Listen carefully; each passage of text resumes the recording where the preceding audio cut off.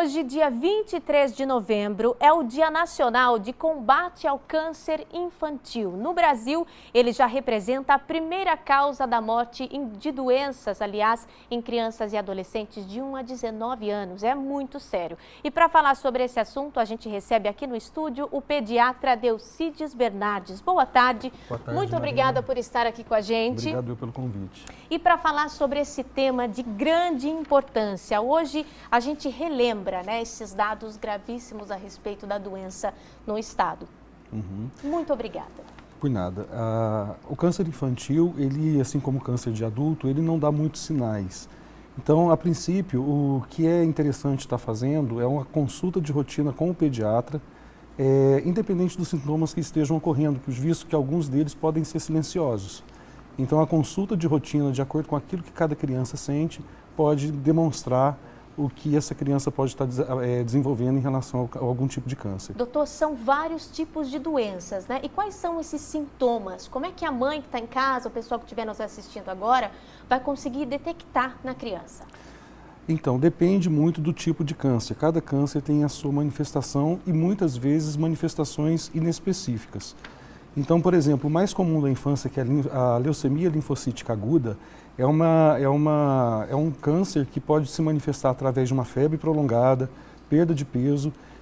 A criança começa a ter alterações do exame de sangue, ela fica roxa porque as plaquetas do sangue começam a cair. Então, ela começa a ter alguns sangramentos em algumas partes do corpo, onde não seria normal sem algum tipo de traumatismo. Então, esse tipo de câncer, por exemplo, seria mais ou menos isso. Agora tem o retinoblastoma, que é um outro tipo de câncer que é triado no período neonatal, que através do teste do olhinho a gente sabe que é um câncer que tem uma boa prevenção se for diagnosticado de forma muito precoce. Tem o tumor de rim, que normalmente a mãe que faz a troca da fralda do bebê está acostumada a passar a mão na barriga do bebê ali, pode sentir uma massa que normalmente, tempos atrás, não existia. Então, dependendo de cada câncer, tem uma determinada manifestação. O importante é nós falarmos que quanto mais as pessoas procurarem o médico, viu que tem alguma coisa de errado, procura, porque na maioria das vezes, o senhor confirma comigo, 80% de chance de cura, é isso? Dependendo do tipo de câncer, sim. A leucemia, por exemplo, que é a mais comum, é a que tem o maior índice de cura, em torno de 70% a 80% de cura com a quimioterapia, se diagnosticado precocemente. Olha, a gente tem uma pergunta aqui de uma telespectadora, ela fala assim, ela preferiu não se identificar, só falou o bairro lá do Aureni 3. Ela fala assim, o que faz com que a doença, o câncer, seja desenvolvido no nosso corpo? Como é que funciona isso? E na criança também? É uma pergunta que teria uma resposta muito longa, mas sintetizando, o câncer, a maioria deles pode ter um link genético com a família. Outros acabam acontecendo de uma forma de replicação celular, de forma desordenada em alguma parte do corpo. A partir do momento que a gente tem produção de células, que o organismo da gente está sempre produzindo, e aquelas células que vão morrendo, que vão sendo retiradas, as células que estão sendo renovadas começam a crescer de forma desordenada e aí surge o câncer, uma vez que essas células vão vir de forma desorganizada na sua estrutura.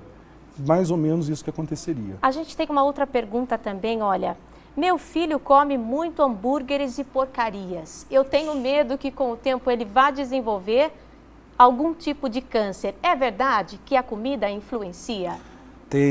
A gente sabe que alguns tipos de cânceres podem ser desenvolvidos de acordo com os maus hábitos alimentares, hambúrguer, fritura, a falta de vegetais, legumes, tudo isso são fatores que ao longo do tempo podem trazer, inclusive na faixa etária adulta, não só na faixa pediátrica.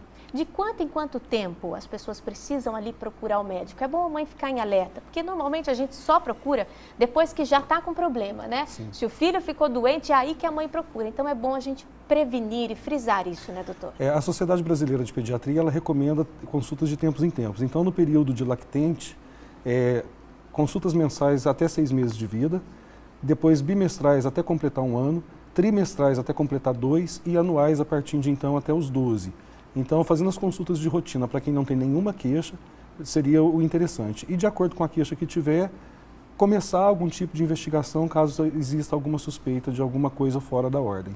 Olha, a Maria do Taquaralto, ela pergunta assim, meu filho tem algumas bolinhas brancas e vermelhas que aparecem e somem. Será que eu devo me preocupar?